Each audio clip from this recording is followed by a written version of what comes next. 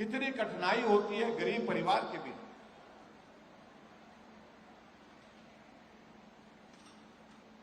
जिनके घर में गैस नहीं है, मेहमान आ जाए घर में तो खाना बनाने में कठिनाई होती है, घर को साफ सुथरा रखने के लिए बहुत बड़ी कठिनाई का सामना करना पड़ता है, और उस धुएं के चूल्हे में काम करते हुए जब घंटों बीत जाते हैं हमारी माताओं और बहनों के, उनके स्वास्थ्य पर कितना बुरा असर पड़ता है, इस बात को हमने बहुत करीबी से समझाया। और समझने के बाद उन्होंने तय किया कि हम देश में एक योजना की शुरुआत करेंगे, हम ज्यादा से ज्यादा प्रयास करेंगे गैस का चूल्हा हर गरीब तक पहुंचे।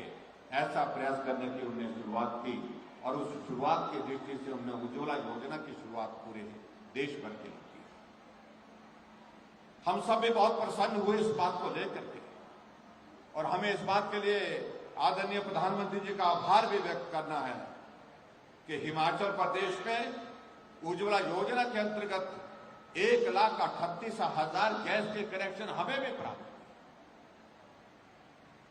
लेकिन उसके बाद बात रह गई थी कि 1,38,000 गैस के कनेक्शन उज्ज्वला योजना के अंतर्गत मिलने के बावजूद भी बहुत सारे परिवार ऐसे रह गए थे जिन परिवारों को गैस का चूल्हा उसके बावजूद भी नहीं मिल पाया। और ऐसी स्थिति में हमको सोचने का विषय हो गया। और मुझे कुछ महिलाएं मिली जब हमने ये उज्ज्वला योजना के अंतर्गत गैस का चूल्हा बांटना शुरू कर दिया, और बांट करके हमने सबको जो उस कैटेगरी में आते थे, उस क्राइटेरिया में आते थे, उन परिवार को गैस का चूल्हा मिल गया। लेकिन कुछ महिलाओं ने अलग से कहा कि हमें भी गैस का चूल्हा चाहिए। हमने उनसे कहा कि आपको गैस का चूल्हा क्यों नहीं मिला? उन्होंने कहा कि हमें बताया गया कि आप इस कैटेगरी में नहीं आ सकती हैं। कारण है कि ये 2011 की 2011 की जनगणना के आधार पर ये क्राइटेरिया बनाया गया है, उसके कारण हम उस क्राइटेरिया में नहीं आ पाए। मैंने अधिकारियों से बात की, मैंने कहा अगर हम सबको गैस का चूल्हा देने लगेंगे तो क्या होगा? अधिकारियों ने कहा ये किया तो जा सकता है, लेकिन पैसा बहुत लगेगा।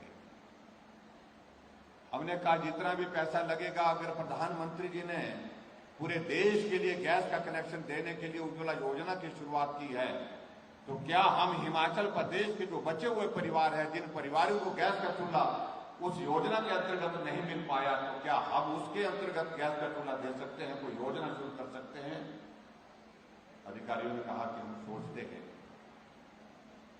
लेकिन हमने कहा कि ये सोचने का विषय नहीं, ये करने का विषय है। इसको करना ही है, हर हालत में करना है। और हमने तय किया कि हम इसकी जो है अनाउंसमेंट करेंगे, बजट में अनाउंस करेंगे।